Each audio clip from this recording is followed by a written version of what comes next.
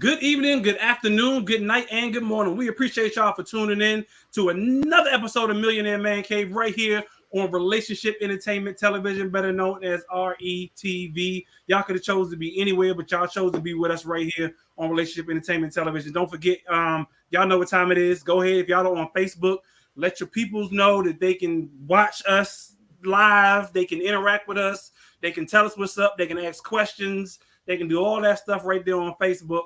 But y'all, if y'all on Facebook, if you see in the intro, not the intro, but the little description, there's a link in the description that says, hey, we are live via StreamYard, blah, blah, blah, blah, blah. Click that link, because when you click that link, it then lets us know who's actually commenting when it's time to comment. So y'all go ahead and click that link so we can know who comments when you actually when it's time to comment. Other than that, if y'all are on YouTube, make sure y'all subscribe to the Relationship Entertainment. Thank you, baby. Yeah, thank you, baby. My bad. Nah, you good. Subscribe, because I couldn't get my words together anyway. Don't forget to subscribe to the Relationship Entertainment Television YouTube channel if you have not already done so that way you can get notified each and every time a brand new episode of Millionaire M.A.N Cave comes on YouTube. Oh yeah, not just on YouTube, just in general. I don't know what my mind is at tonight. I can't get my words together. I'm trying to, Anyway, without any further ado, y'all make sure y'all subscribe. Y'all make sure y'all check out the website, rei-tv.net. I'm posting right now. Here you go. Mike posting it right now. So, so Mike Peoples, y'all make sure y'all check it out. Share, subscribe, all that good stuff. But without any further ado, the people who are on the show tonight, I can't do the show without any other night. So as I always say, my brother from another mother, Millionaire Mike, is in the building with us. What's going on, Mike? What's up? What's up? Chilling, man. Got my good Tuesday night groove going on. Hey, got a drink in my cup and a word on my mind. What you drinking? I got some whiskey and I got a mixer. It's called it's a ginger mule mixer. So I guess I'm drinking ginger mule tonight. Ginger mule, whiskey mule. Do you drink whiskey? Do you drink ginger beer, or do you chase with ginger beer at all? With any of your drinks? I've never chased, but I have mixed with ginger beer. Okay.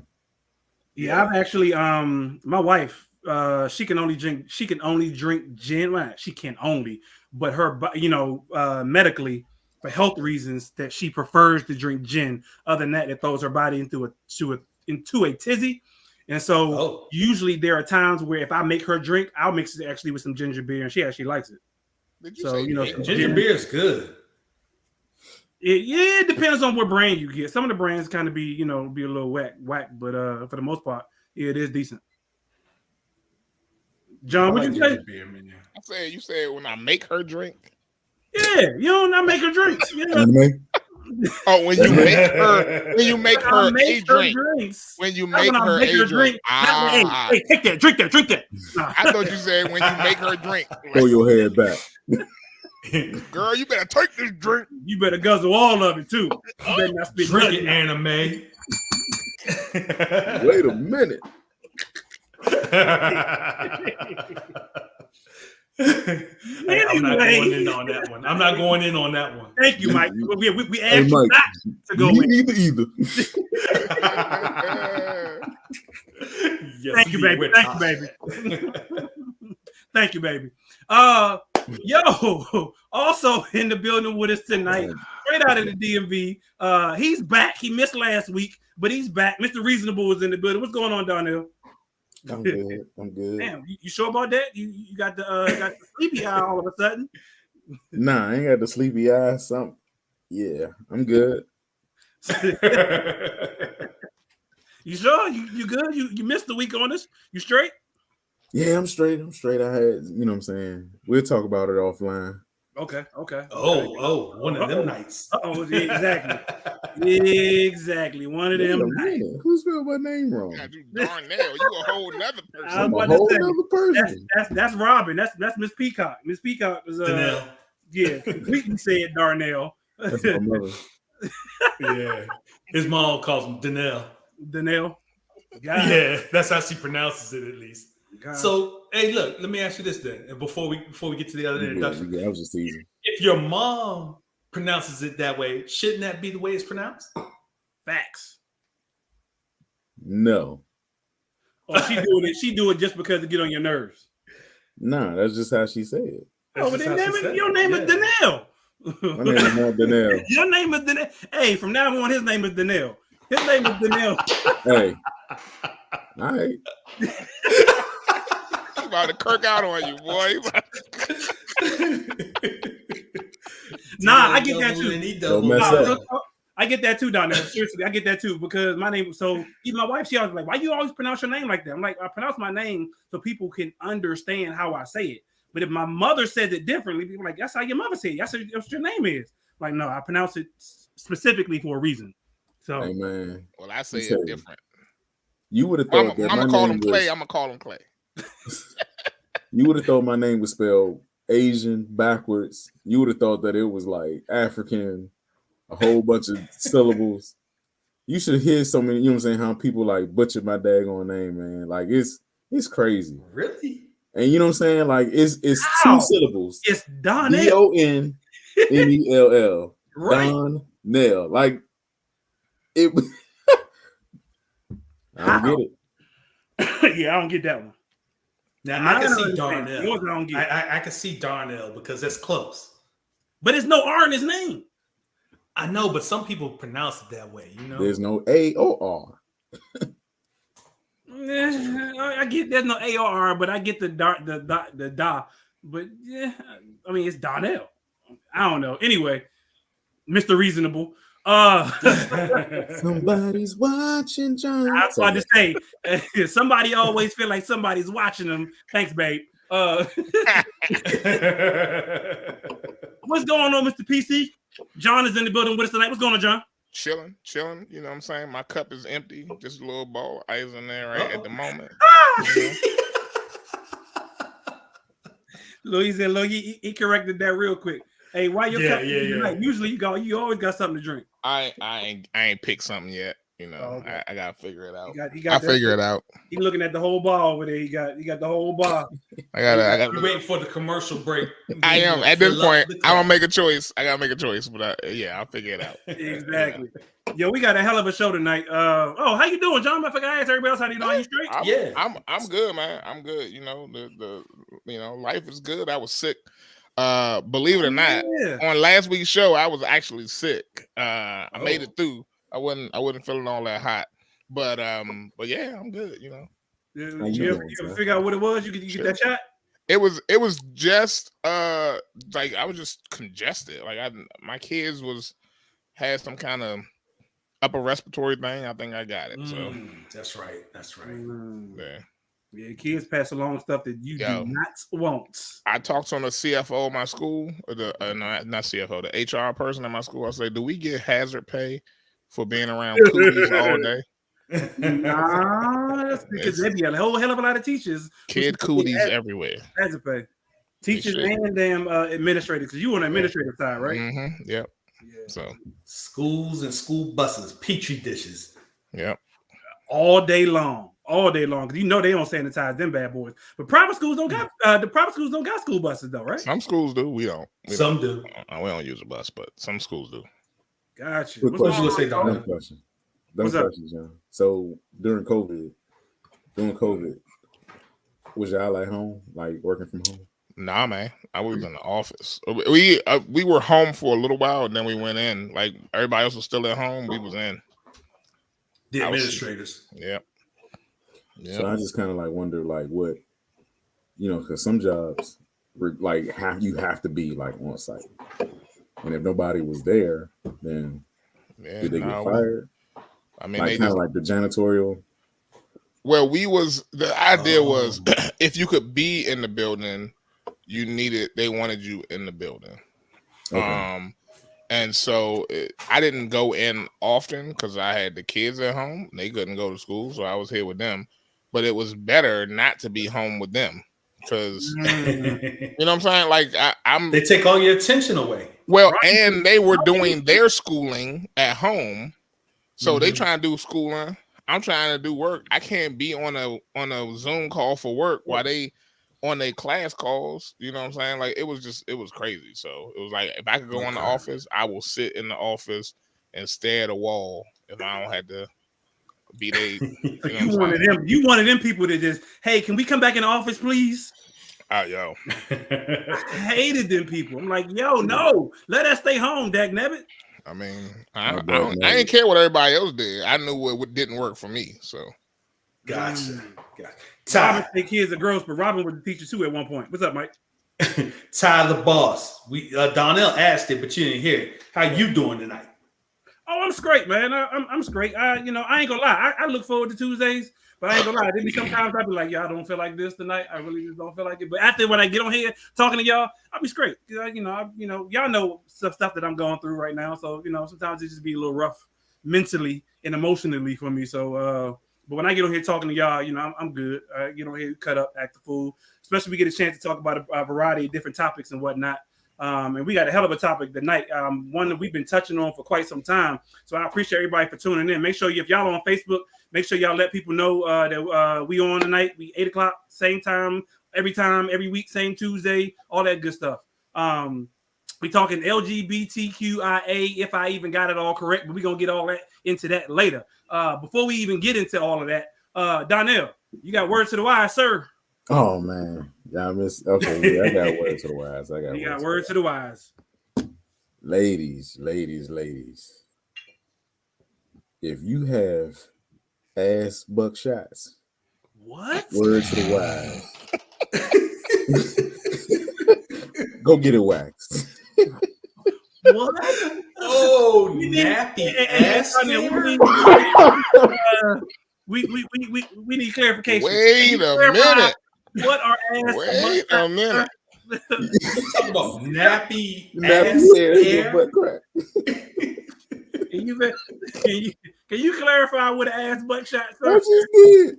Nappy hair in your butt crack. Oh my god. Hey, do you really pay that much? Fart and straighten it out. Y'all is wow. I don't even know. I'm with John. Exactly. What? Yeah, he had to get up and walk away with that one his damn self because that made absolutely no sense. I can't say that I've ever noticed nappy butt hair. No, I'm sorry. I've been too involved in. You gotta be real unoccupied, whatever, dude, to be paying attention to the hair in her ass crack. That's not something that I'm actually paying attention to. That's all. That tastes better with the. Sorry. I'm like right. I'm talking about ass hair. We talk about ass hair, John, and you said it tastes better. I'm trying something different tonight. Okay, this is the Burrow Brothers whiskey. This is supposed to be a black-owned company, and it ain't great, unfortunately, but it tastes better on ice. Okay, that's what I'm doing. I'm tasting it on ice versus straight up, and straight up it tastes like what you call it, Donnell? Nappy butt hair. Nappy butt hair. This is what it tastes like. Because I was like, wait a minute, John. Like he came out of nowhere talking about, yeah, that just don't taste right. I'm going, right. So something you like, you enjoying some nappy butt hairs right now or something? That's why you said thanks, babe, earlier? Not normally. That's why you said thanks, babe? Okay. Okay. Do your thing. Hey, just don't do it on camera. That's all we had. Just don't do it on camera. Let's get into this first commercial, y'all, so we can get on with the show. Welcome to What's Going On? My name is Demita Joe. Each Wednesday, you can find me here at 3 p.m. I'll be over here discussing different things that are going on and try to bring you a boost of positivity for your week because we all need this. We're going to share some feel-good stories. We might find a hometown hero. We may take a look at some trending topic. And sometimes we might even find a lesson in a not-so-warm and fuzzy story if we can. I'm Demita Joe, and I'll see you guys on the next episode right here on What's Going On?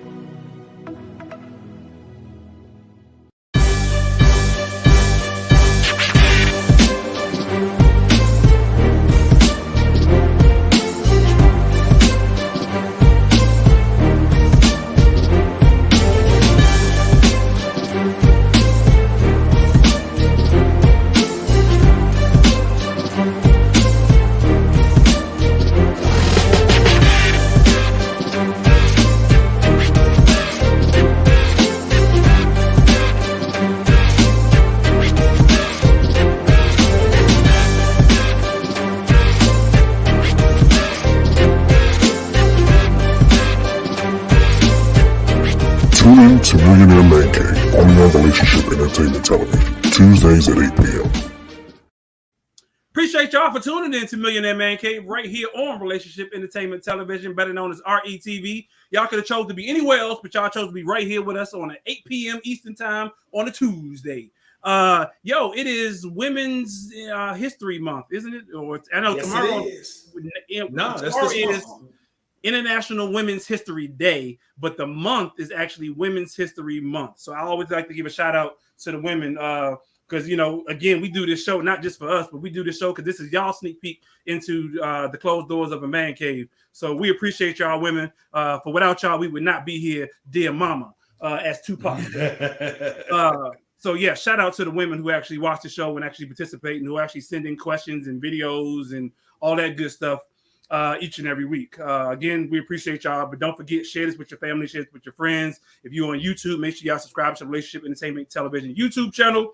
Download the Roku app, all that good stuff in between. Yo, we got a hell of a show tonight. We actually have a guest who was actually on the show last week, who actually volunteered to come back again this week for this week's topic. So without any further ado, let me go ahead and introduce our special guest for tonight. My man Corey is in the building with us. What's going on, Corey? What's going on? Good evening. Good evening. Good evening. Good evening. How you feeling tonight, sir? I'm all right. I had to make sure I had a drink in hand as well, that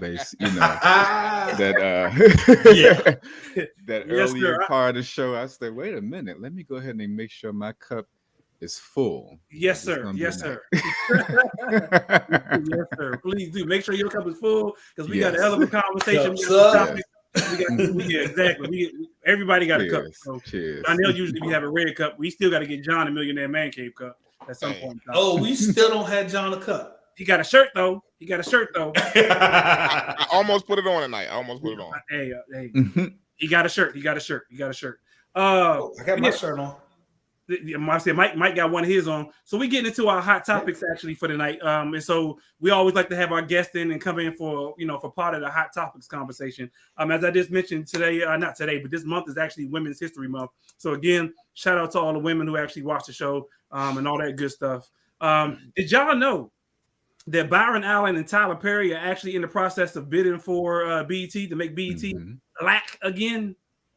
Wait a minute. I did know that. Together? Yeah. I heard Tyler Perry. Yo, I'm telling you, man, Byron Allen been trying to buy stuff every year. I swear the man trying to buy something else. And people be he low key, he gets some things, but he be low key losing out on a lot of mainstream stuff. Does he really? Yeah. Gotcha. I didn't know that because I know he got the Weather Channel. He got what else he got? He got quite a bit of stuff. I mean, he does, but like I said, he lose out on some of the main, like the big name stuff. Like he also tried to bid for the Commanders. Did he really? Yeah. I didn't know that. Yeah. So I didn't know his name was in that pot. I figured it would be because his name was in the pot for Denver, but I didn't know his name was in the pot for the Commanders. Yeah, he's trying to get wherever he can. You know what I'm saying? And when you got it like that, when you got that money. He's got it, and he had a very good interview on the Breakfast Club a few years ago, and he went over like his story, how he kind of, rose up, made all these networks and things like that. And he really, to buy the Weather Channel, he used other people's money. He didn't use his own. He just got investors, and he found a way to very convincing to where he can get people motivated to buy into his ventures. So I'm not surprised he's buying for the for BET to get BET. I'm just be glad to see BET be black again, and I would hope that whoever so this is my one issue. My one issue is if Tyler Perry gets it, that it doesn't turn into the Tyler Perry Network. It's already the Tyler Perry Network. I'm gonna say I can't watch no more show with bad wigs on it. That part. Bad wigs, bad acting. I mean, that's why I say I really hope that it doesn't become the Tyler Perry Network because BET just not what it used to be. It's just not in general. Yo, did you see the last season of Atlanta where they made fun of him? Where they was like they went to, I forget the name of the company where with a woman she took her daughter to go on a TV set, and so she was going to be on a TV show, and they were making fun of how Tyler Perry just be throwing up shows like. I seen that episode, but I don't remember that. I don't remember that. In the last season, season that they did. You gotta go back and check. I can't remember the name of it, but that joke was crazy because it was just like basically talking about how Tyler Perry just throw up episodes of shows he don't do. They don't do no takes. They like do whatever the first take is. That's it. We good. We gotta move on. Moving on. But can you blame? Dude got the money though. Can you to see where hell you talk about Byron Allen? Where Byron Allen came from? Tyler Perry came from nothing. So be able to come from nothing and be able to have however many millions, billions he got to be able to potentially buy a whole entire network. Hey, dude, more power to you, bro. No bull. More power to you. And, for real. And to think back in the late or mid to late 90s, he was just doing plays. He was nobody. Right. Well, I won't say he was nobody, but he wasn't a household name. He was just doing plays. And he got so successful with the plays that it turned into movies, turned into his own, production studio. Yep. One day, maybe his own network. I mean, it's crazy. Potentially. That's what I say. I'm not mad at the dude. I just don't want it to come. I just don't want it to turn into everything Tyler Perry, because, like John said, everything Tyler Perry does, in I'll speak for myself personally. My personal opinion is not quality.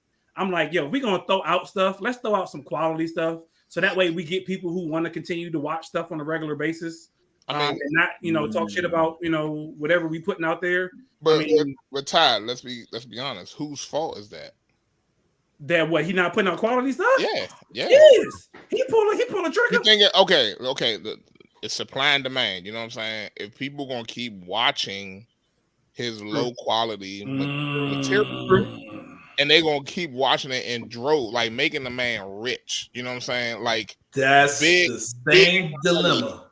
Right, if he making big money off of stuff that people are like, well, we just did one take of that, and I know they ain't getting none of the lines right, but we gonna put it in there, and people gonna go watch it. But I think that's part of the reason why people watch, because people watch it because they want to see how bad it is. I mean, think about it. How many people talk about stuff that's on there? People do watch stuff to talk about stuff. That's true. Yeah, that's true. But how much? But how much money? But are you watching Tubi? Nope. No, but I promise you. Have you guys seen any of the people screenshotting like pieces of Tubi movies? Yes. Yeah. You talk about low budget. Somebody pregnant. They showed a screenshot of somebody pregnant like this the other day on Tubi. I was like, yo, like, how do you do that? Really? Yo, I never forget the one where the woman was in the bed. She was in the hospital. She woke up out of a coma. Yeah. And she like leg strangled the security guard in the room. And then when they cut back to the security guard, it was a whole different dude. It went from I want to say it was different complexion. Yes, exactly. Yeah. So I mean, what do you do with stuff like that? You know what I'm saying? You gotta have standards. You gotta have all right. So it ain't no secret that I own a relationship entertainment television. I even had to tell my wife the other day. She was like, well, can't you just do? And I was like, no, because I want to set a standard for this particular network, so that way we put out quality stuff. So people gonna talk regardless of what you do, good and or bad. But I want to put especially black people, we gonna chop it up. Exactly. But my thing is, I want to create a standard for my specific network, for it to have, quality entertainment, quality educational stuff, quality stuff that's inspirational. So that way, if you do talk, you can't say much, if anything. So, and don't get me wrong, I know we are low budget. We are a startup company. So, a lot of our stuff won't be top shelf or top notch. And especially because we want to give people like, for instance, my man Brandon, who does short films on the network, it may be because he's a college student. So we want to give people like that their opportunities to be able to, to be able to get the Tyler Perry status, or to be able to get the Byron Allen status, or John Singleton status, or whatever. So, but at the same time, we still want to be able to have a standard. So I would hope that whoever takes over BET sets a standard to say, yo, we going to actually have some stuff that's actually of quality of anybody, the same as anybody as the Paramounts, the Foxes, the NBCs, ABCs, whatever else it may be, to be able to rock with that joint that way. In my personal opinion. Can I ask a question? So y'all all old enough to know BET. I don't know how old you are, Corey, but what was ever of quality on BET? Well, BET had 106 in Park. I grew up. I was about to say, I wrote Rap City. What some other shows they had on there. I mean, it was some good quality stuff on there. They did. BT did have some quality stuff back in the day. Teen Summit. Yes. Okay. Yes. All right. I appreciate y'all bringing those things up. Mm-hmm. I will say this though. Rap City would never be the same these days. Oh no. Well, no. Rap is not the same these days. Yeah, rap is not the same. 106 in Park. The best thing about 106 in Park was when they did the Freestyle Fridays. And ain't nobody out there these days freestyling, okay? These dudes don't even know what they saying when they on their album. Well, they do be having a little cipher on the BET Awards. They do have a little, the little cipher or whatnot. They be usually the young dudes or whatever, they be out there rapping, and some of the chicks too be rapping on the BET cipher. Now, I do not watch the BET Awards, I will tell you that, but I have seen some of their ciphers, the clips on YouTube and whatnot. And they, but to your point, BET nor MTV even plays music anymore, or VH1 for that matter plays music. Right. They do have. I do know if you do have like the bootleg cable, they do have like BT Plus, BT Her, BT Gospel, and now those channels do actually play music, but regular BET doesn't play music. Yeah, they don't. BET, VH1 is under the BET umbrella, isn't it? Yeah, they all Viacom. Yeah. Okay. Mm-hmm. Yeah, they all Viacom. So from my understanding, that's the whole intent of the whole purchase from either Byron Allen or Tyler Perry. Now, those are only the two names that we know. I'm pretty sure there's other people, other names that's probably out there bidding for it too. But I just found out that Tyler Perry got a show on Nickelodeon. I think it's Nickelodeon. What? Really? Yeah, really? it's called. Yeah, it's like it's something about a kid. I forget his name. Not that girl Lele. That girl Lele. No, not that one. It's another one. Tyler Perry got to have his name at the top of his. It's Tyler Perry's like little. It's like Tyler Perry's Little Daryl or something like that. It's some like show about this kid. Like it's a whole show. Little Daryl, huh? Hey yo, that used to be funny as hell. Ricky Smiley with Little Daryl. Yes, sir. Funny as hell. Comic View with that was another one. Yeah, they had Comic View on there. Yeah, I used to View, watch Comic View. Yes, Comic View. That was another quality show that used to come on BET. So yeah, John, I'm gonna have to disagree with you with that. I just was saying. I was just asking what was on there that was quality. You know what I'm saying? Yeah, we gave you about a good 5. That I appreciate that. Thank you for setting that straight. Set the record straight. Exactly. Speaking of, did any of y'all see the Chris Rock special? I did. I watched it. I ain't even gonna ask Mike. I know Mike don't never see nothing on time. So I didn't watch it because I'm not a Chris Rock fan. I've never liked his comedy, but I did watch because some people have put out the clips that he did, with the section that he did on Will Smith. So I saw that. 7 minutes and 12 seconds of Will and Jada. He went in. Yeah, he did. So I've seen that. So Corey, you say you didn't see it either? I did not see it. I'm same as Mike. I just saw some clips. The rant he went on with Will and Jada, and he kind of got his lick back. But I don't rush to go see a Chris Rock project myself. I mean, if it's on, I like Everybody Hates Chris. I like some of his other shows that he's his stand up that he's done. But I'm not a run out and go see Chris Rock type of person.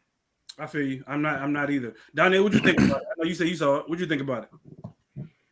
It was all right. I don't, I guess some people, well, in my opinion, it was probably better than what some people were saying it was. I definitely like the what they call it. He called it selective something. Selective outrage. Outrage, yeah. Mm-hmm. I mean, made perfect sense to me. Exactly. And I like how he tied into it too. I like how he tied that into the special. Now I will say I'm like Mike and Corey. I'm not a big Chris Rock fan. I've seen I've seen damn near everything Chris Rock has been in. Everything from damn CB4 to Pootie Tang to he was in an episode of Martin and in all his specials as well. Damn, you a fan then? To be part of the culture, a lot of this stuff you just gotta watch. So there was stuff that I was just because it's the culture.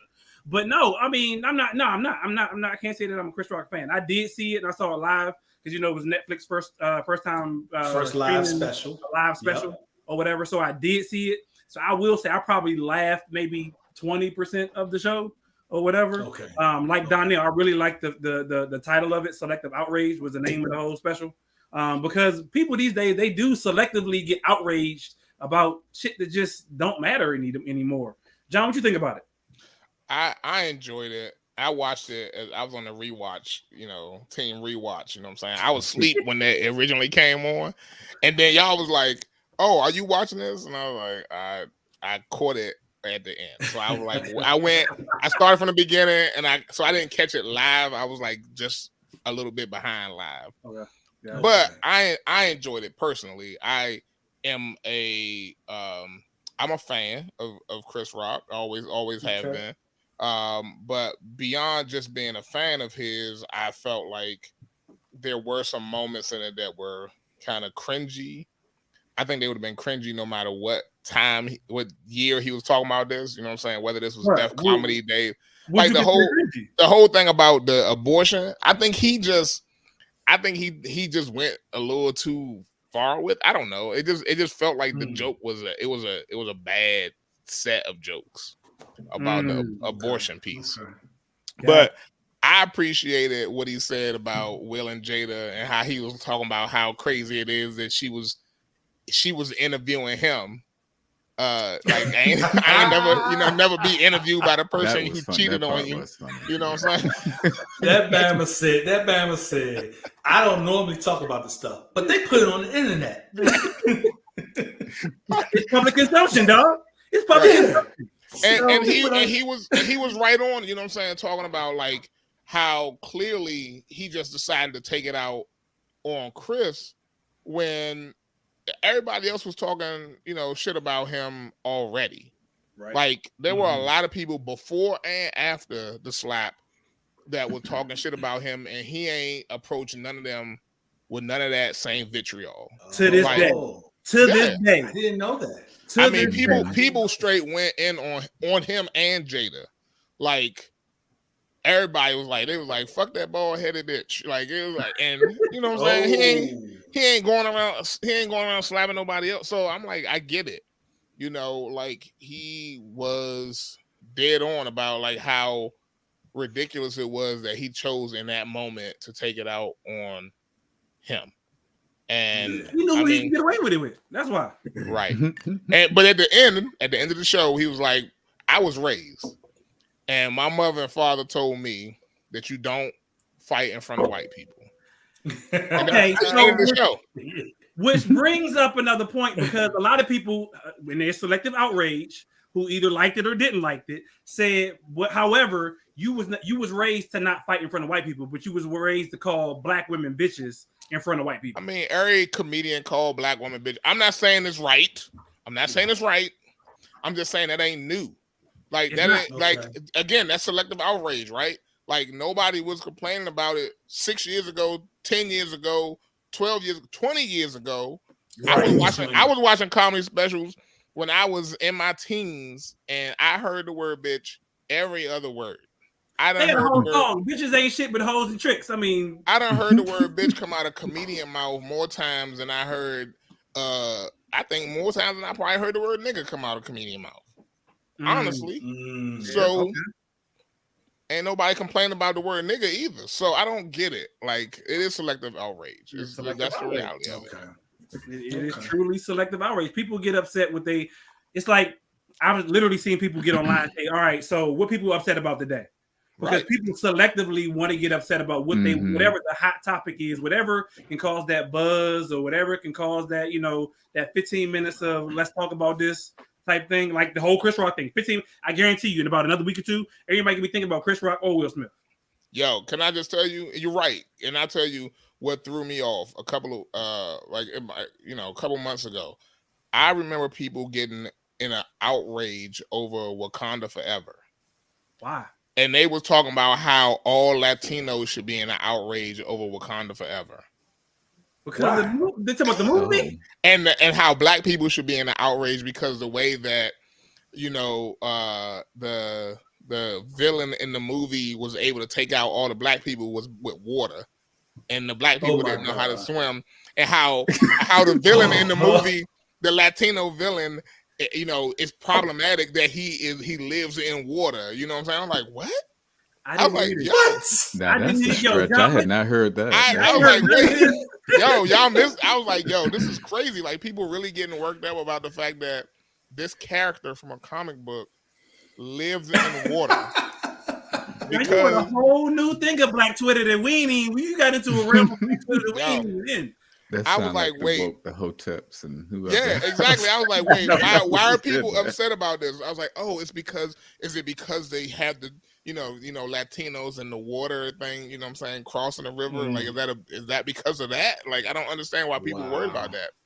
I was like, oh, so people upset because Black people don't know how to swim, and that's like, is that I was so confused, but it came. So I tell you what. John always has his ear to Black Twitter. He sure as hell, and I appreciate that. We need to have a segment for John. Said, "What's Black Twitter talking about?" You don't even want to know. You don't even want to know. Yes, yeah, John, you do hear about stuff on Black Twitter that I ain't never heard that before. Yo, that John threw me. I was like, why people? I was like, Wakanda Forever was great. It was a good movie. Yes. Stop it, folks. Let's let the movie be a movie, okay? Great, but it was a good movie. I like the first one better than the second one. I did too. I like the first. The first one was better than the second one for sure. But the second one was still great. They also did not plan on making the second one that way because they didn't know that he was dying. Right. Okay, they didn't know that Chadwick was not going to be there for the second one. So that changed the game for that one. They honored him well, though. They did. Oh yeah, they did. They did for sure. Because they didn't have to do that. And that I appreciated that. Yeah, it was good though. It was good. I still like the first one better than I like the second one. But again, I never heard that people was truly outraged and their selective outrage about Wakanda Forever and the Mexicans and the Black people and killing us with water. Really? Yeah. That is funny though. I never heard that. That is funny to me because I never thought of it that way. I never until you just said it. I'm going, oh yeah, that is true. Like I never thought of it that way. What else are they supposed to use though? They lived in the water. Like yeah, they live in the water. They supposed to have bullets? I was so confused. I was like, it's not because they don't think Black people can swim. It's just because they live in the water. They got. I don't know. You shocked everybody. Yes, we can swim too. Damn it! Ain't that right down there? Raise your hand if you can swim. I can swim. Yeah, I think 4 of us raised our hand. No. Stereotype. Just messing with you, man. Hey, it's never too late to take lessons. You know what I'm saying? Yo, I was an adult when I heard that stereotype. I never knew that it was something that Black people couldn't swim. I never knew that until I was an adult. We were not allowed to swim. They closed the pools on us. That's true. You know Dorothy Dandridge story, she put her pinky toe in the dam or her damn big toe in the water, and they drained the daggone entire pool. I could give y'all the history lesson on what happened, but I'm not going to do that right now. We won't do that. So, Corey, if you have not realized by now, this is why we call him Mr. PC. He says everything politically correct, and he knows the history and facts behind everything. I tried, you know what I'm saying? That's what I do. That's what I do. I thought it was dope. Education. I thought it was dope how Chris Rock said his mother couldn't go to a white dentist. Mm-hmm. Black people had to go to a vet. That's just crazy. I didn't know that. Yeah. And if you think about it, though, how many Black people you know who don't want to go to the dentist? Right. And so it's those kind of things that people don't. We talk about, like when you talk about systemic racism and you talk about how it has affected the Black community, there are so many different ways, including swimming, including going to the dentist, where you have to think about it like, if you grew up as a Black person who had to go to a veterinarian to get your teeth pulled because you had a bad tooth, imagine what that was like. They didn't waste their medicine on you because they thought you was less than an animal. So they would go in there, probably pull the tooth, you know what I'm saying, and you were in pain, or you couldn't go to anybody, so you stayed in pain. Like all those kind of things are very real components of why some of the things that are ingrained in Black people today exist. That's true. That's right. Like I heard a story, and I ain't gonna go through it, but y'all gotta look it up. I ain't realized, so I just thought, Hennessy was just the hood drink of Negroes. But there actually is a backstory as to why, to your point, John, why Black people love Hennessy so much. Like there's the true backstory as to why Black people really love Hennessy, and to this day, I was like, oh, really? I didn't. I'll share it at another time. But yeah, there's a true backstory as to why Black people really love Hennessy, and it dates back to like years and years, like way before the 60s and 70s and 40s. It dates back quite a bit of time. I did not know that at all. See, that was a Black history story that you could have told last month. Black History 365, baby. I keep every day of every month. Amen. Black history. Yes, sir. Yes, sir. We do not skimp on Black history. We ain't gonna skip us with the little 28 days. 365 and a fourth because leap year. So, but 365 and a fourth. Yeah, we got it all day, every day.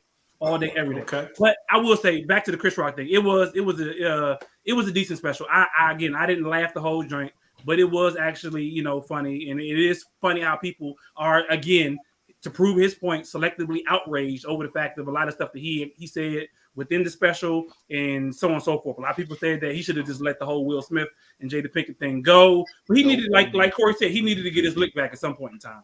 You ain't just gonna walk up. He did. I'm just not gonna not do nothing. I think he fueled the flame, in my opinion, but we'll see what happens. They're not gonna say nothing else about it. You don't think so? You don't think Jada gonna say nothing? They're not gonna say nothing else about it. Will ain't gonna say nothing, but you don't think Jada ain't gonna say nothing? Nope. On her red table talks, it don't behoove her to keep talking about it. Shit, it don't behoove her to do a lot of shit she do. But because all it does is showcase how much she is the problem. Yes. As I hear out of this household, she is toxic. Yeah. And that was his point. He said it pretty much in his special, that she is the one who pretty much caused the issues, but yet, he wants to take it out on other people. So, he went to her hometown and said that she was did it in Baltimore. Yeah, I saw that people were talking about, like, people just don't do things in Baltimore, like, because you have Philly on one side, you have DC. So he was intentional about going to Baltimore. Yeah. For that type of, for something at that scale. So that was dope. That lick back. Yeah. That lick back for real. That is for sure. You ain't just gonna smack the shit out of me and walk off stage like ain't nothing about to happen. I got you. Maybe a year later, but just wait. Just wait. I'm gonna get you. And it was crazy because the anticipation of the build-up, because everybody was waiting for Chris to say something. So he made y'all wait his entire damn special and did the last 7 minutes and 12 seconds of Will. Oh, that was the end of the show? Yep, that was the end. That was the very end. He dropped the mic, took his bow, waved to everybody, and walked off stage. So that was the very end of the show. So I don't know. Pretty interesting how it goes. Hey, did y'all see that clip of Chris Brown in speaking of shows where he took the chick phone and threw it off the stage? No, I didn't see that. No. You're about to in 2.5 seconds. See, I missed that. I missed that on Black Twitter. I missed that. That was on Black Twitter. Yes. Yes, that was on. Hey, I'm just in case you did not see it. Here it go. This drink was funny to me. So Chris Brown obviously was doing. If I can expand the screen, where's the screen? Here we go. Can't make this bigger. Damn it, I can't make it bigger. I don't know how to. Oh, there we go. Right there. There you go, the one next to it. Yeah, there you go. All right. So apparently, y'all know how y'all go to concerts and like even the women do it. Y'all go to concerts and you bring a chick up on stage, or a chick bring a dude up on stage, and he be giving her a lap dance, or she be giving him a lap dance, whatever the case may be. Well, this chick would not put her phone down. So if you see in this clip in just a second, he actually takes her phone. Well, before he throws that, he lost that joint though. What he did the first time was right here. He takes it and he puts it in her lap. Like, chick, put your phone down. Like, who does that? Who goes up on stage and takes their phone and like, yo, I'm a selfie myself up on stage. Meanwhile, Chris Brown is singing to me and dancing. Like, he got aggravated.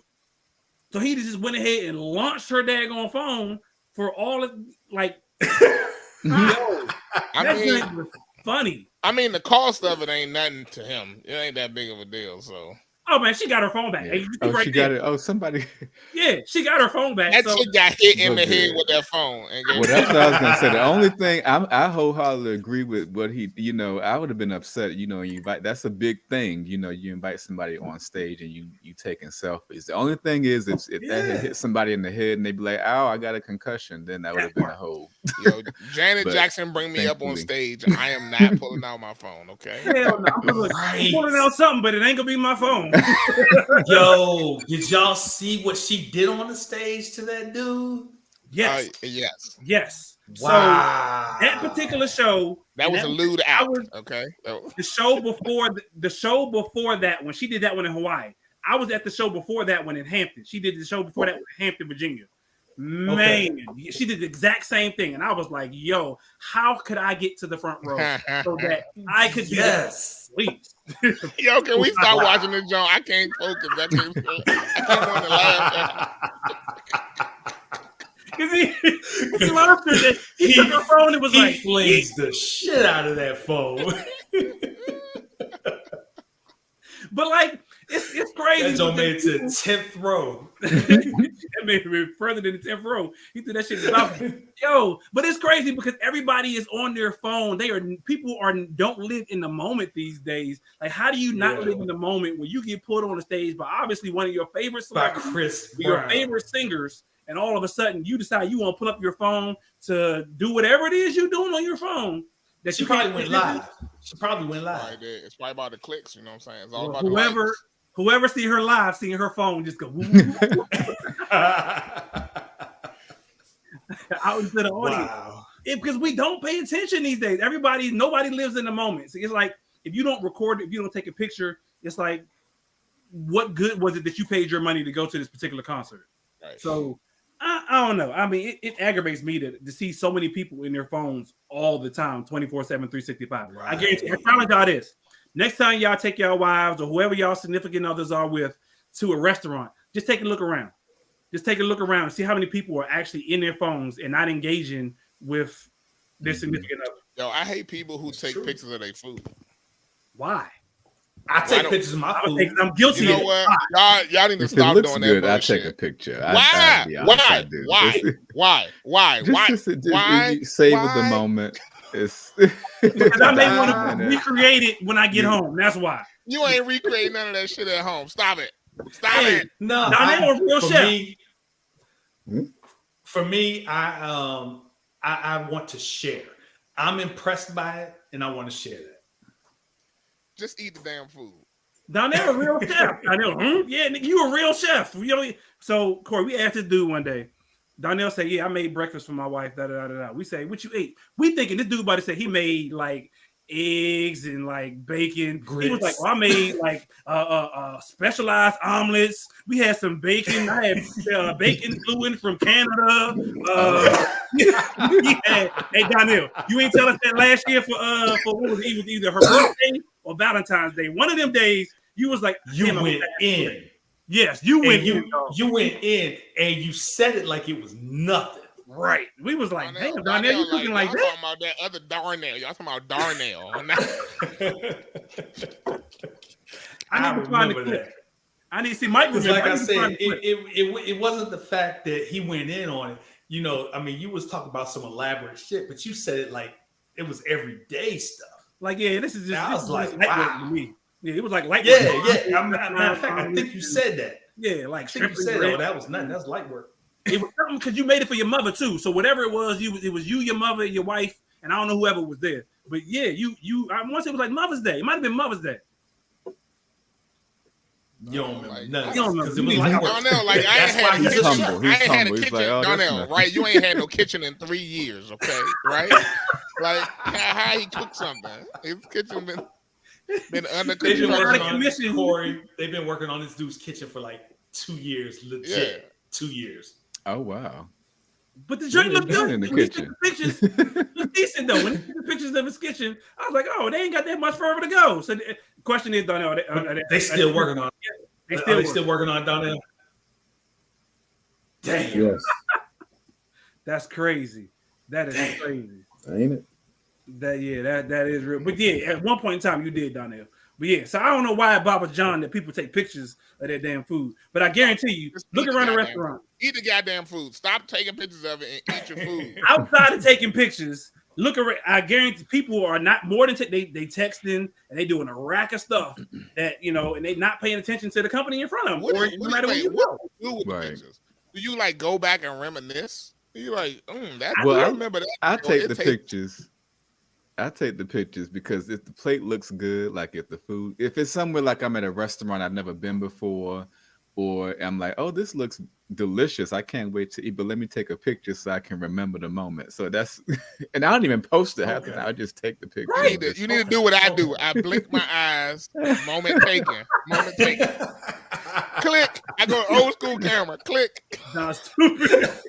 But I'm with Corey. I do.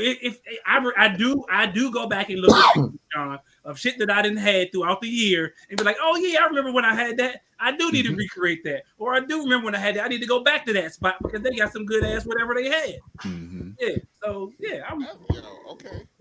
John.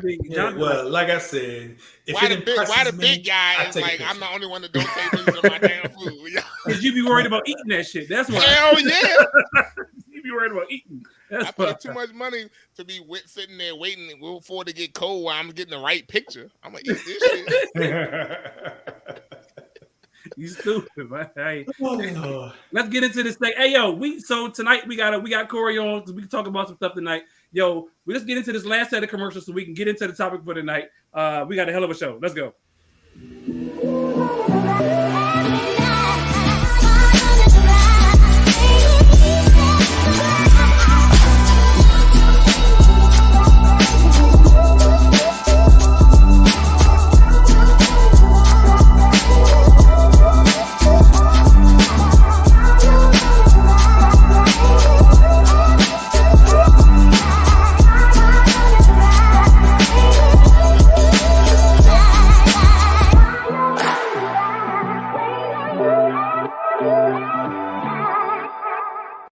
Hey, it's your girl, Tia Robertson. I'm the host of Entrepreneur Insider.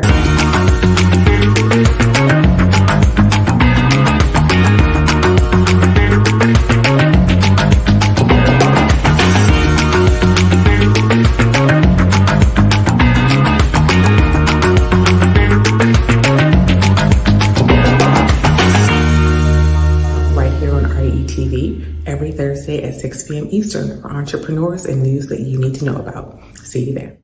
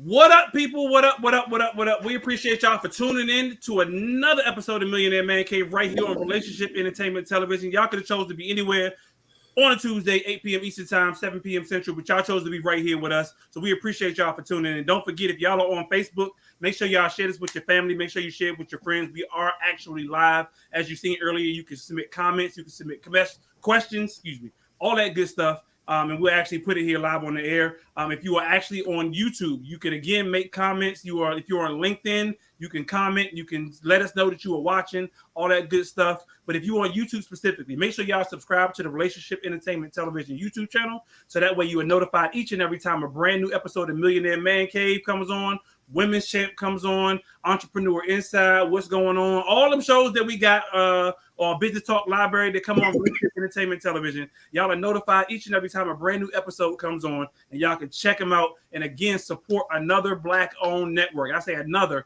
because BT ain't Black-owned no more, so I take that back. I can't say another. But y'all can support a Black-owned network until BT becomes Black-owned again. And then hopefully we won't see Tyler Perry bad wigs every week. We appreciate y'all for tuning in because y'all could again chose to be anywhere, but y'all chose to be right here with us on Relationship Entertainment Television. We got a hell of a show tonight. We're talking about LGBTQIA. It's a conversation around LGBTQIA plus. I got questions even about that.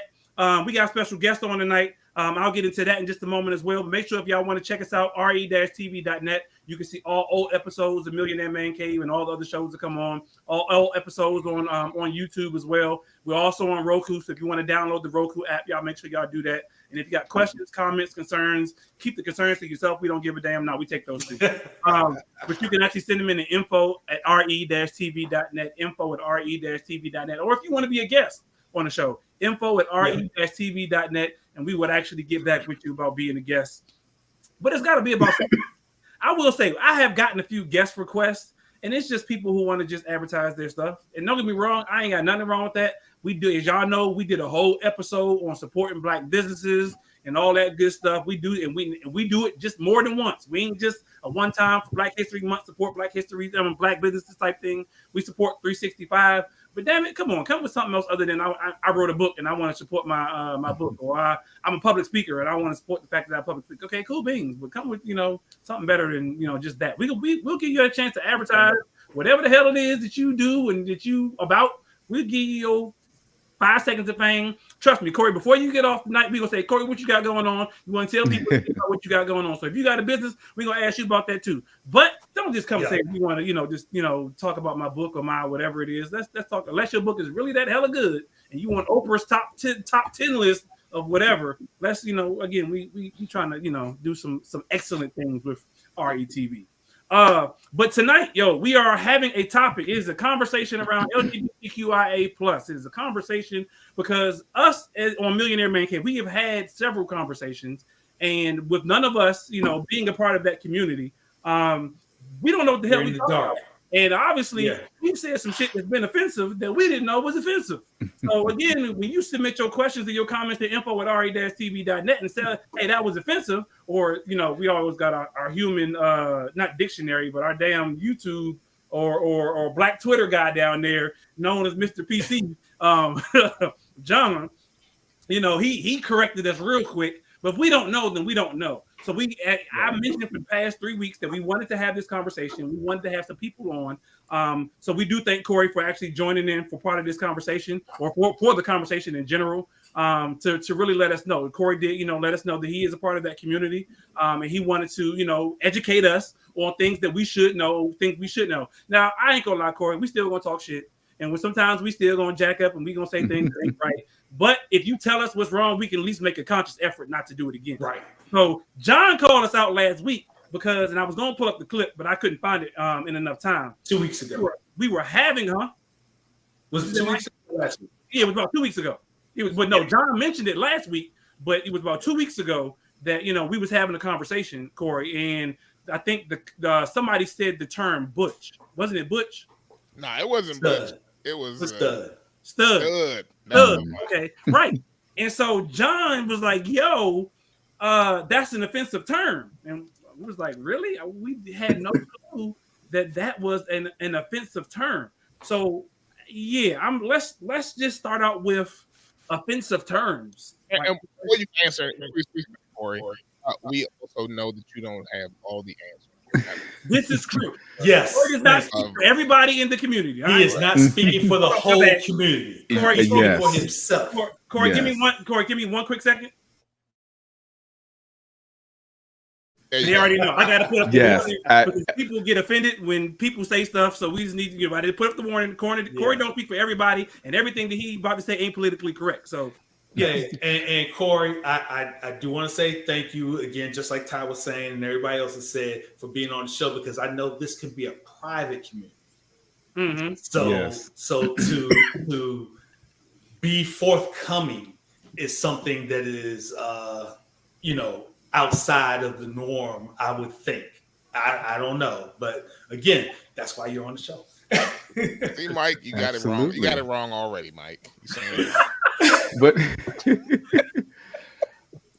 no, he's right now. Thank you for being on. And like, this disclaimer, I was going to say, I only speak for myself. I can't speak for everybody in the community. I can only tell you my experience. And, in discovering myself, I learned a lot about the community myself because I grew up in a very Christian household. My parents are from the South. They're very old school and very much in the church. And the way I grew up, it was gay is wrong. And that was that. And whatever. So it took me a long time to kind of accept myself for who I was and everything like that. I really didn't come out until I was 30.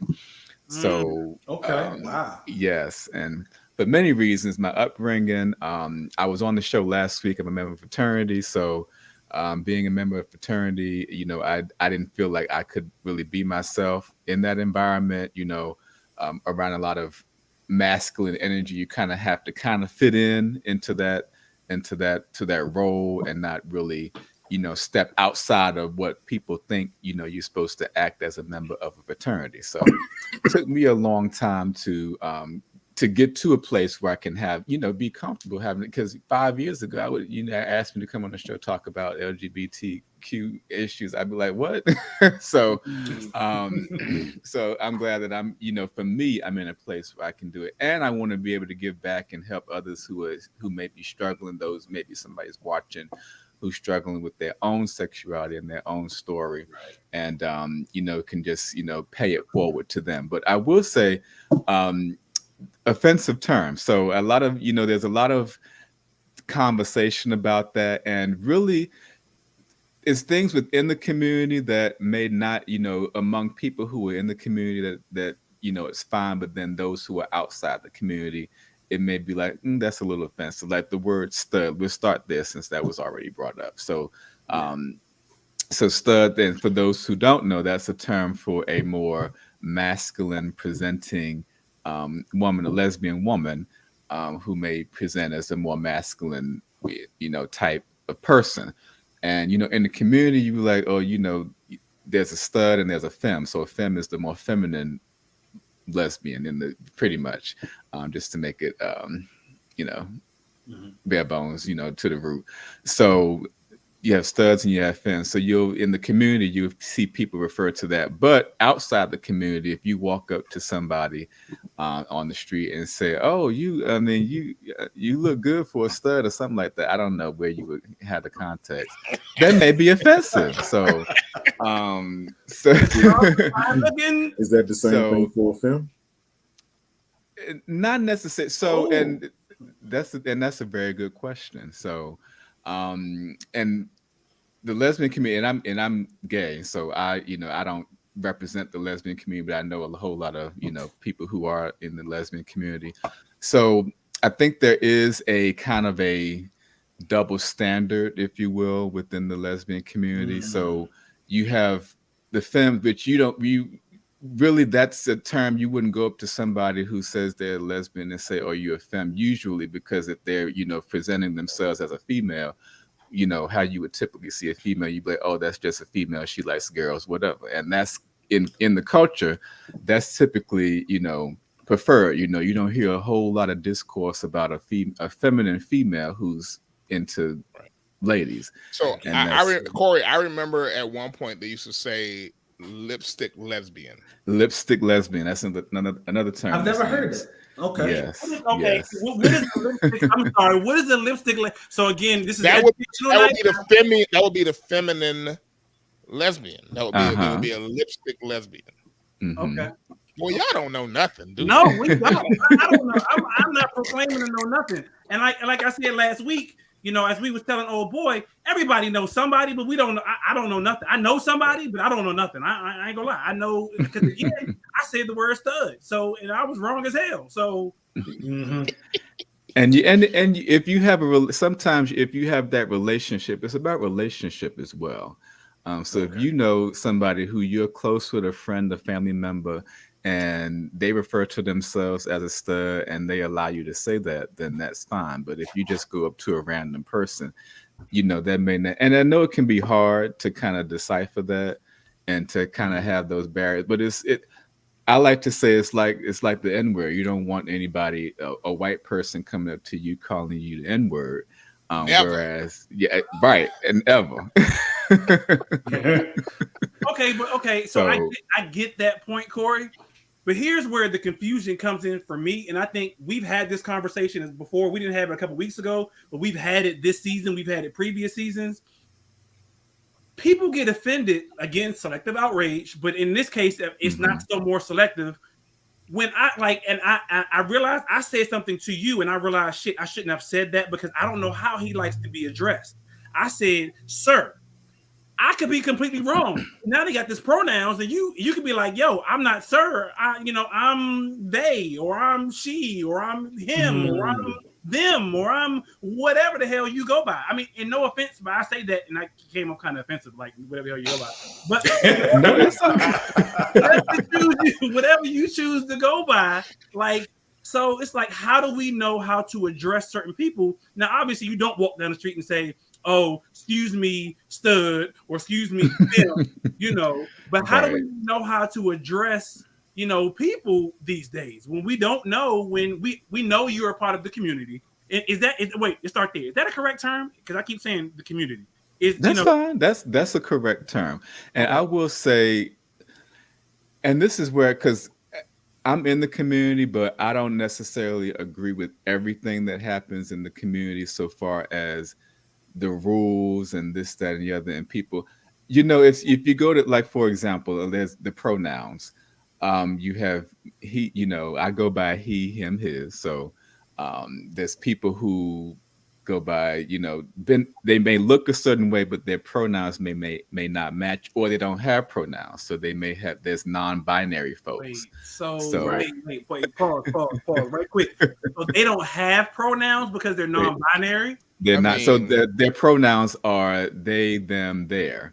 So, there's folks who they may present themselves as masculine, a man or woman. You may look at them and say that's a man, that's a woman, and it may be someone who's a man but may present themselves as a woman, but they may use pronouns as they, them, their. So it's always good, if you go into a situation with good intent, I always say that the person is supposed to to advise you on how they want to be addressed. Because I used to work in sales, and we work at front desk customer service. So, we would have people come in from all walks of life, and I would always say,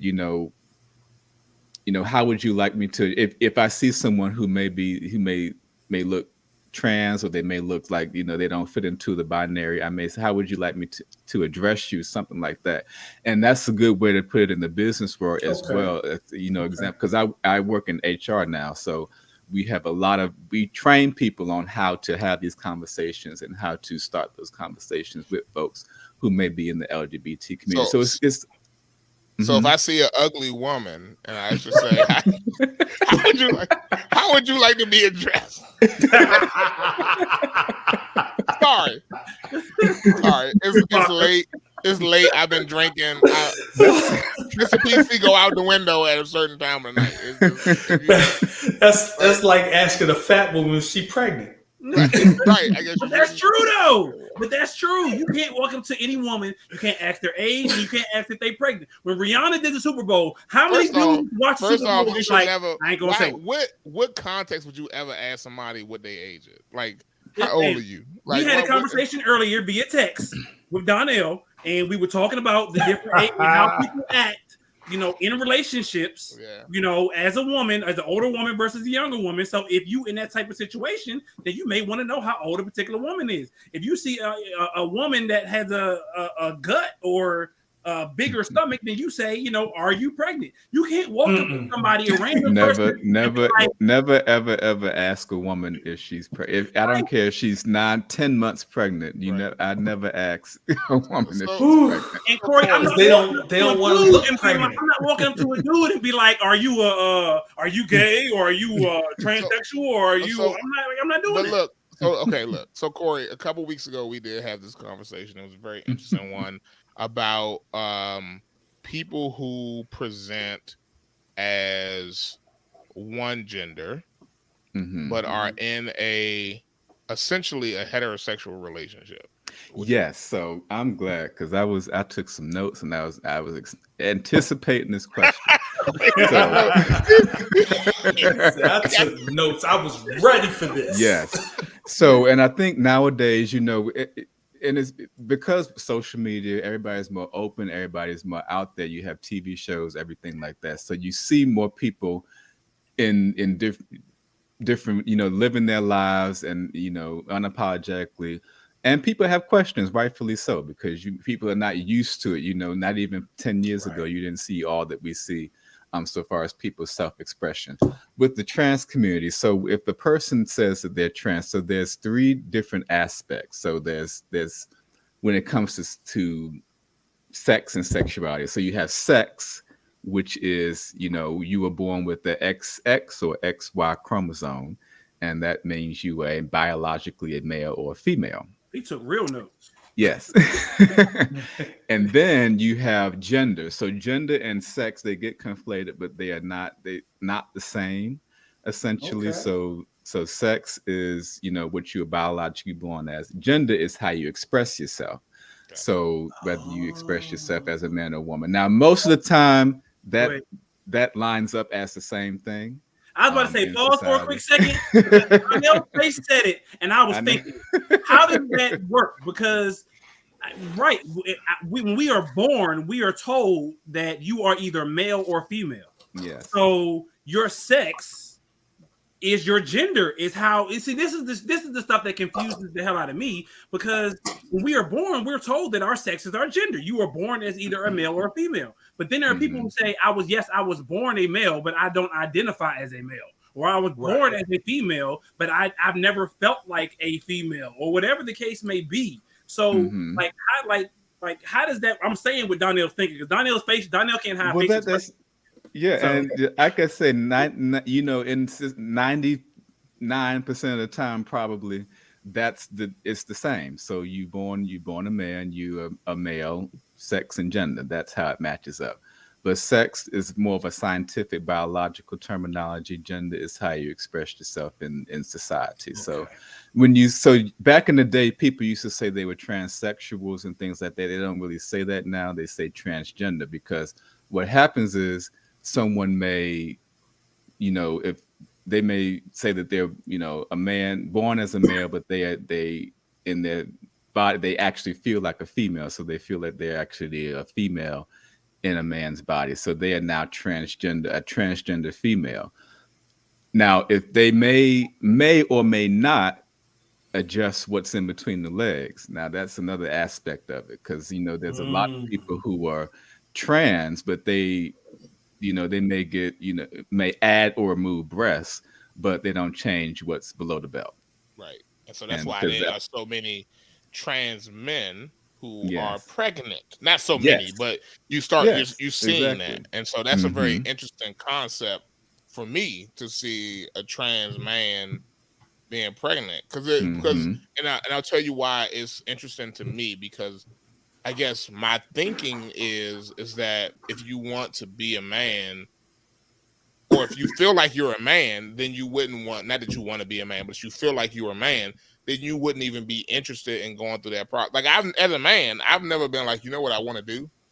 I want to birth a child. You know what I'm saying? Yes. Like that ain't like that episode of Cosby Show is as close as I'm ever gonna get to wanting to birth a baby. Like I ain't gonna never be interested in that. So it's always an interesting kind of concept. So it's like skirting both sides of the line. You know, it's like I want to be considered a man, but I also want to express my femininity, womanhood.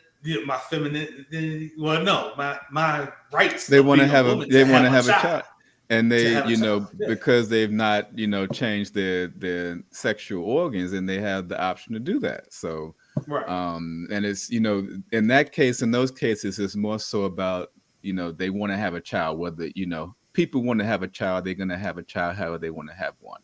So whether or not if it's a trans man, they say, oh, I still have my uterus, I'm going to have a baby. Or if they, they don't have the equipment, then they go have a surrogate. It's other means of having children. Right. So, with that said, Corey, again, not expecting you to have all the answers. You're not speaking for every member of the, of the community, but I think it's interesting that people who identify as transgender would be in, again, a heterosexual relationship. So if I were to identify as a woman, right, like I live my life as a woman every day, and the person who I am engaged in a relationship with, married to, or a relationship with, is a man identifying, or a woman identifying as a man, right?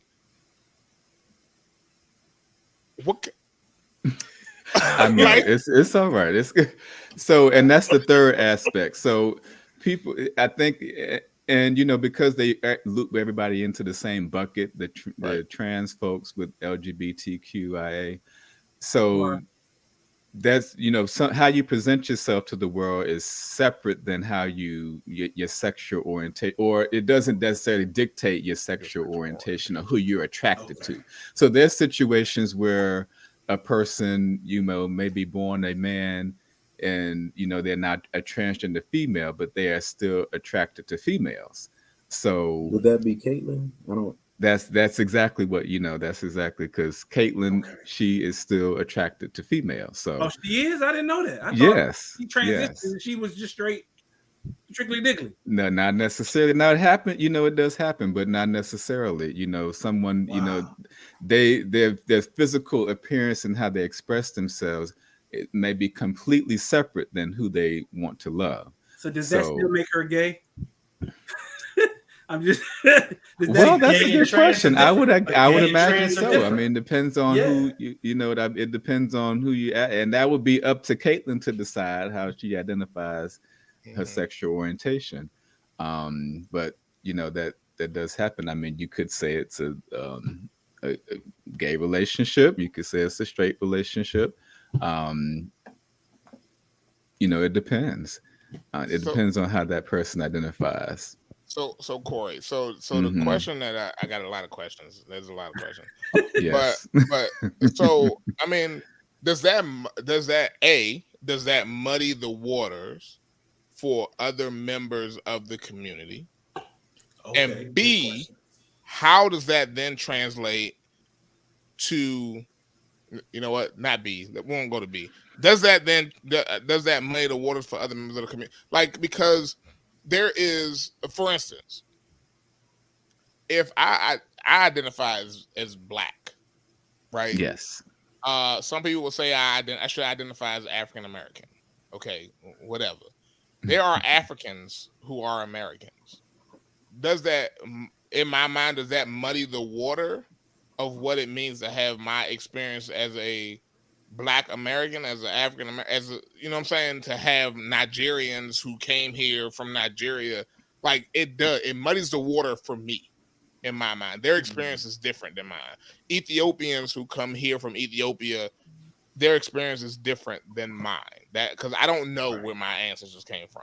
So my question is, when you start to like, at what point, because I feel like there's a lot of different combinations of what is accepted within the LGBTQAI plus community. I think I got it all. Mm-hmm. And I wonder how difficult is that within that community to be cohesive when there's so many different well, that's actually a great analogy to it, because it is, you know, the LGBTQ community tries to kind of have a unified front when there's issues and things that come up, you know, policy issues and all of that. But within the community, there's a lot of discourse because, you know, back in the day when they first, you know, started, like the Stonewall incident, I don't know if you've heard about that and how that came about. That was started by a trans woman, Marsha P. Johnson. And back then they weren't trans, it was just you were a drag queen or you just a cross dresser back then. Right. But, you know, a lot of, I'll just say white gay men did not really align with the culture of the Black gay community, the Black trans community, and things like that. So they kind of separated themselves, and specifically white gay men. So that's, you know, lesbians, everybody who was not a white gay man, they kind of had their own community. Then everybody else had their own. So, and what's even new about that? Yeah, yes, because that's what they say. A white gay man in America is still a white man in America. That's fact. Always. Yes, that is true. So that's one thing to consider. So that's one part of the discourse within the community, because you see a lot of people, you know, white gay men, maybe affluent white gay men who have certain needs and certain expectations from policy and different things like that. And everybody else in all the other letters kind of come behind because they kind of loop everybody in together, but they may not necessarily agree and advocate for the needs of, you know, other folks in the community. So that's where that comes from. So that's the white gay man aspect. Then when you come to the Black gay community, there's a whole nother nuanced aspect of, you know, what happens, because I'm a Black gay man, and sometimes a Black gay men don't always align with or agree with, you know, trans folks or things like that, and might not necessarily want to lump them. So that's where you have, like, and I'm getting into like the nitty gritty, but some Black gay men prefer masculine versus feminine. There's a whole argument about, you know, wanting to be with the masculine. Because I'm like, you gay, then why are you gonna be with somebody who is the complete opposite of what you just said? Yeah, but go ahead.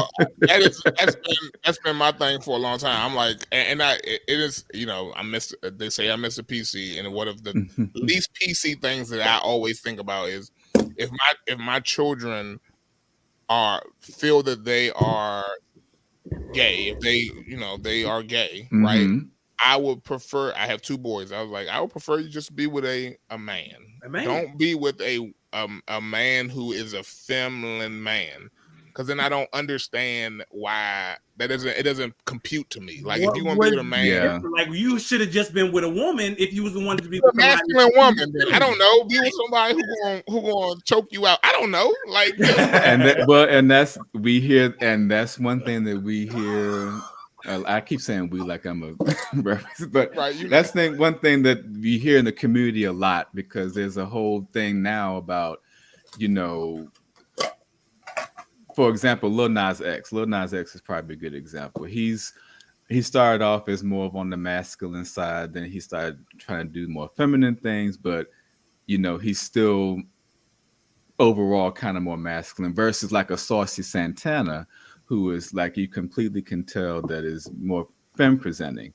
So yeah. So a lot of folks, you know, and especially those who maybe not, they don't want to, like, you know, if you have to go home to like you said, John, you go home to your family and you want to bring somebody home, you probably may get over if you brought home somebody who's like clean cut, you know, looks just, you know, masculine, dressing, you know, like a man, versus if you bring home a Saucy Santana. So that's kind of the discourse, you know, and that's why people kind of get, you know, they seek out someone who looks a certain way. But you know, feminine presenting gay men, they do have the right to be loved as well. So absolutely. But what happens is they kind of get, you know, they're kind of in the shadows, like they may, in public, they may not get the affection that they want, but in private, people slide in the DMs and things like that. So that's what happens. So they may have a more like it may be more secretive versus like, nowadays you may see, two masculine men, they out in public having a good time and just can live their life, versus some people may not still be comfortable in going out with the feminine presenting man. So it's something that it's an ongoing conversation, but I mean that's just how So it's a lot to, like I said, like John said, it's a lot, and we're not going to unpack this and everything. It's a lot to unpack. Yeah. But it's just so confusing. Like I realized, even when you mentioned the letters, which everybody calls the alphabet crew, LGBTQIA, like I realized you don't say the IA plus. Is there a particular reason why? Like because like it went from like you were lesbian or gay to lesbian, gay, or trans to now you have the lesbian, gay, trans, queer. I forget what the hell the I and A and the but like. Like does investigating? That's what that is.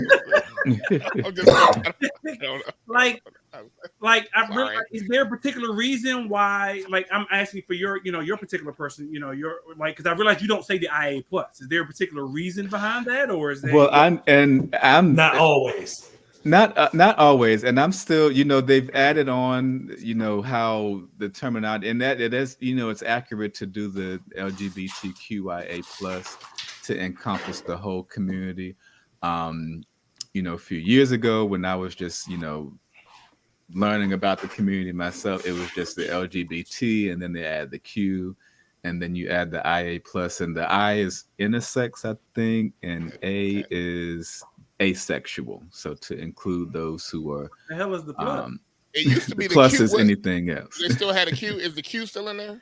Q is queer. I personally don't like the term queer. Is it queer? I thought it was questioning or queer. It used to be queer. It could be questioning. It could be queer. I don't like queer because queer is kind of, I always see it as a derogatory term because back in the day, and that's just me. Now, you ask somebody else, they may say something different.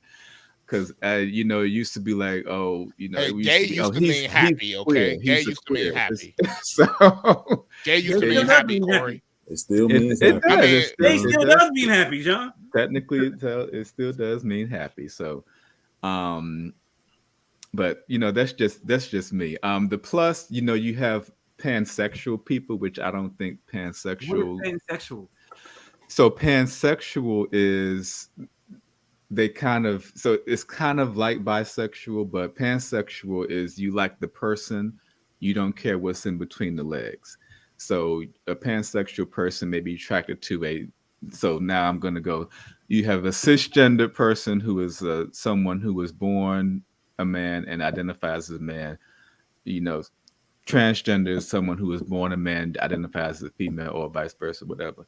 So a pansexual person may be attracted to someone who is cisgendered or who is transgender. They're just attracted to the person. And that's one thing that personality to them. It's all about the personality. How they don't really, and then there's some who now bisexual people, they like men, they like the man or a woman, they like a man who presents as a man, a woman who presents as a woman. Interesting. So it's bisexual is only man or woman, but wait, what did you say? Pansexual. Yeah.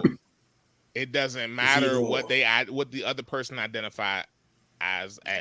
They just like you as you, regardless of what you identify. They like you as you. You as you. Mind blown. Right. That's what so that's where I think that society is moving towards. Because I say it every week, or whenever. I feel like society is moving towards a gender-free society. And is that more pan? I think it's called gender fluid, Mike, not gender. Well, gender fluid, yeah. And I think pansexual that's more prevalent than people think it is. I mean, it used to be just, you would call yourself bisexual, and you see that a lot. But pansexual is more so you don't care about gender expression, you just like the person. And I think a lot of, the new generation coming up, they don't really care about all, who you are, what you look like. If they like you, whoever you are. Right. And you see a lot of that. So I think that's probably going to go, more. And of course, people are going to like what they like. But, when it comes to those who are in the LGBTQIA plus community, they're at that time. Yes. I want to be all encompassing. You'll probably see more, a lot of people maybe identifying as pansexual. I ain't gonna lie, it's confusing as hell. I ain't gonna lie. And so, because the conversation that we have, and I know we getting ready to wrap up in a minute, but the conversation that we have had on this show is accepting people for who they want to be. Yes, is the thing. Because a couple of us on this show have had conversations or are not sure exactly how to have conversations, specifically with some of our kids. John mentioned his two sons. A couple of us, all of us have sons and a few daughters as well. But a couple of us have had, conversations of, our sons or our kids, because I got a daughter too. And Mike has a daughter. I always got a daughter, well, except for John.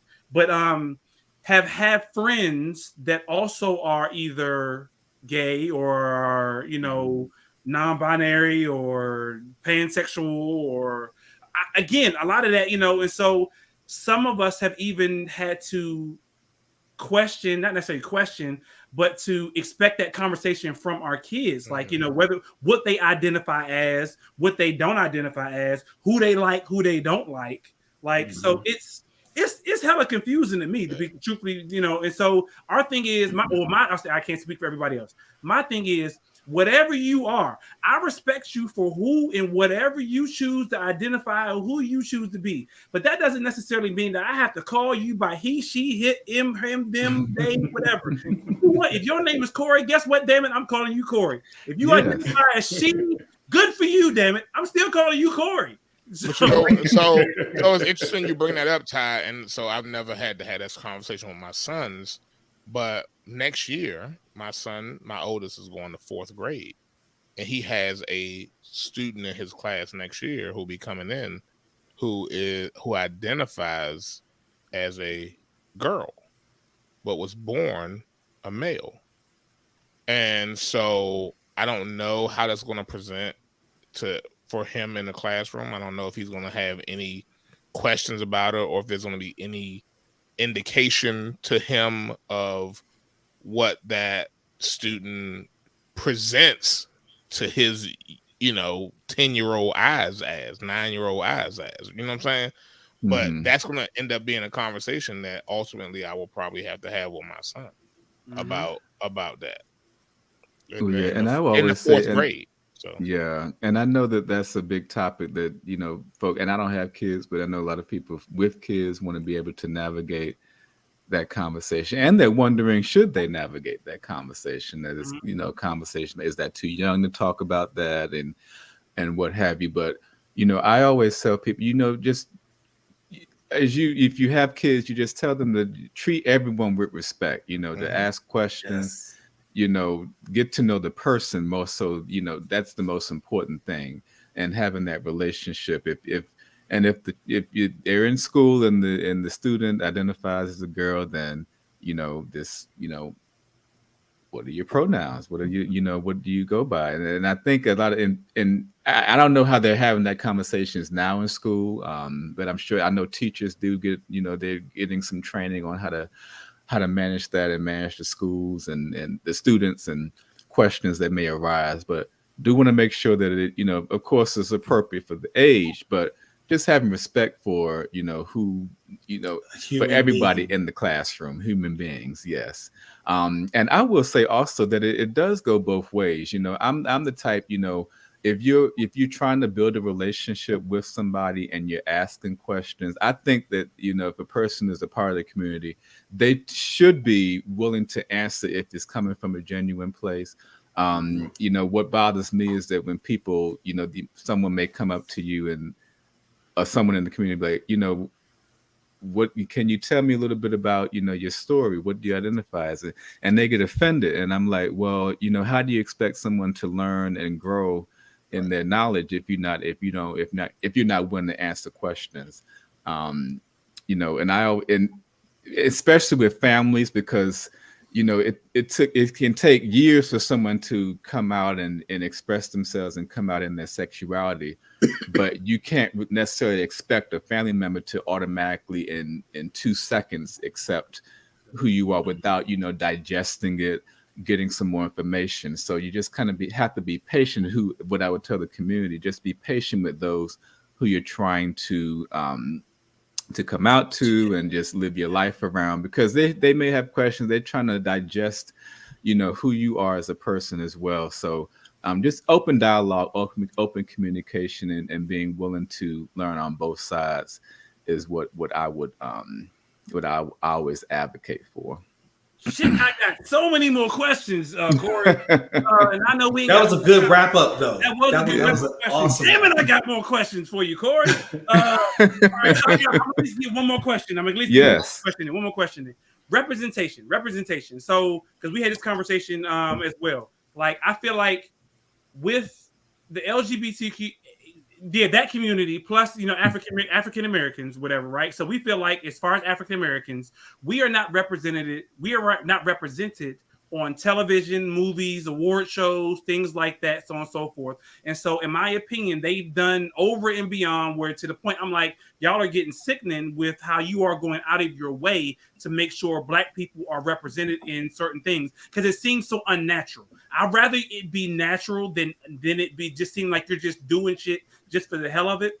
Is that the same thing with the LGBTQIA community? Because it seems like in a lot of cases, because, you know, that community or you all's community has fought to be seen as, you know, as just human, that people are now going above and beyond and saying, you know what, we're going to shove it in your face because we want everybody to see it all the time, and you get used to it because it's the norm and the natural now. Same with being Black, you know, like, all right, you know, before we was like, we not seeing in this, we not seeing in that. Now they got Black this, Black that, Black, everything's Black. So I think it's the same thing with the LGBT. Except for couples. There are no Black couples on TV. Everybody is always mixed race. They are all mixed race. In commercials, no, there are all mixed race, but on TV, there are some Black couples. Yeah, okay. John, George and Weezy are Black. So how do you feel like this? You know, like real talk, like 30 years old. I know. It was the first thing that came to my mind. How do you feel about representation? You stupid. How do you feel about representation? You know, in regards to, do you feel like it's being oversaturated, or do you feel like it should just be a part of normal representation? Well, I think you know, I kind of see both sides of the argument. I think that, you know, now because it hasn't been shown as much, so now you kind of see an oversaturation. I mean, if you see a show, I mean, a lot of shows you see now, there's at least 1 or 2 gay characters or someone who's in the LGBTQ community, which is great, but you don't want, and I'm just speaking for me, I don't like to see it as performative, you know, just adding in the character just to check off a box, or just to check off a diversity box, whether it be, you know, Black, gay. Sometimes they do both in one swoop. They do a Black, a gay, and if it's a trans Black gay person, then they're doing all 3 at the same, you know. So I don't like for it to be a performative thing. I like it to be natural, because, you know, it's just everyday, you know, gay people, LGBTQ people exist in the world. Right. You know, doing everyday things, you know, having relationships, working jobs, and everything like that. But in that, and I like that it is being, you know, more exposure in TV shows and movies and things like that. But if it becomes a situation where you're just doing it just to for it to be performative, to make a statement and things like that, where it doesn't have any organic value, then that becomes a problem for me. Just have it be a natural thing. I think you don't have to do so many over the top things. I know there's a lot of artists nowadays who just go way overboard with things like that. And Sam Smith is one example. That's one, I think he would, they is the pronouns, were at the the Grammys and gave a performance that I didn't necessarily agree with. I think it was a little bit over the top. And I like that song though. That song, Unholy. I like that song. The song is good. I like that song.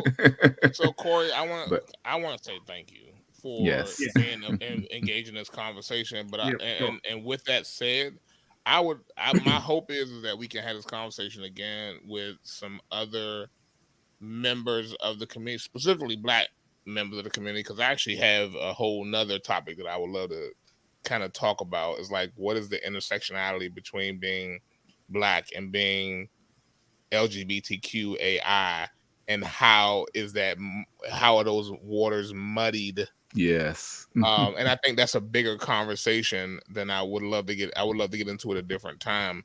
But I appreciate the information that you shared this evening. Yeah. And again, I know you don't represent everybody, but I do appreciate you, chiming in and being very willing to answer the questions that we asked. So and being well versed. Yeah. Well, he said he took notes. Damn it! He said, "Look, I gathered everybody." He went back and listened to the old episodes of the show, and he was like, "Look at these fools! Look at these fools! Let me write something." But no, I appreciate people being candid. If I like Dave Chappelle. I'm a Dave Chappelle fan, and everything that because I'm not, I'm not super sensitive when people say things, and I'm like, what? Because I know me and who I am, what I, who I am as a person, what I stand for, and I'm comfortable in myself. So I don't get offended. Now other people might get offended, but I'm the type of person where if you can, just everybody just be themselves, and if someone has a problem, just say you have a problem and you have a conversation about it and move on. Everybody's not that. Everybody's unfortunate. Everybody's not that mature enough to be able to have a conversation. They feel like that's the part that kills me. And again, like John said, this is the whole thing we'll talk about another time. But there are people who, because you are different than them in whatever capacity, whether it's Black, white, gay, trans, whatever, people dislike you because you are different. Because you're different. That's the part that I truly have an issue with. Regardless of what your sexuality is, what your race is, whatever it is that you choose to like in your life, that should not matter as you as a person.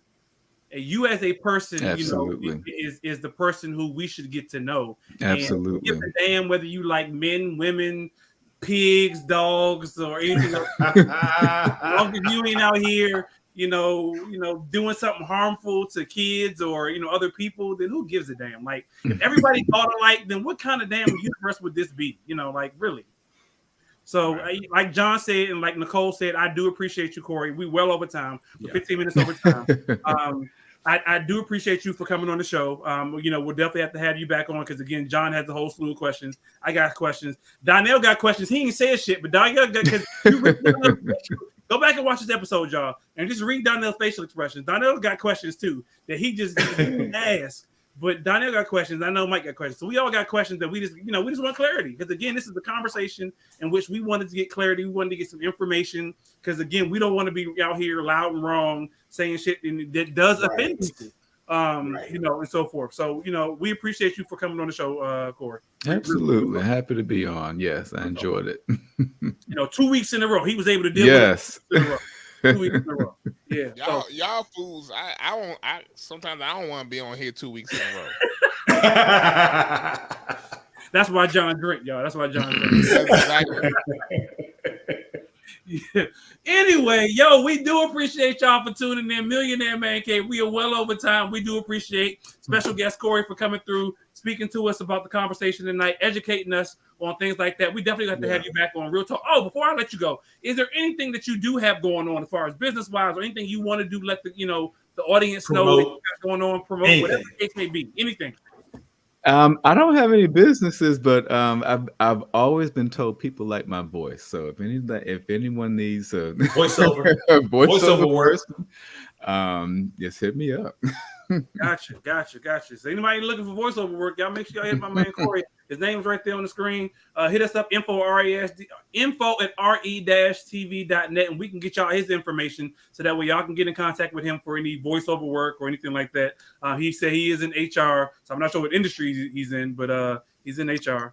So, healthcare HR. Okay. Hey, I'm looking for a job. Corey. You know anybody who needs software administration, SharePoint?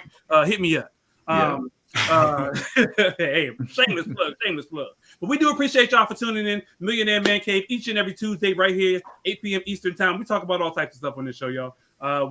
Y'all sneak peek into behind the doors of a man cave. But until next time, same place, same time. We'll talk to y'all next week. We out, y'all. Peace.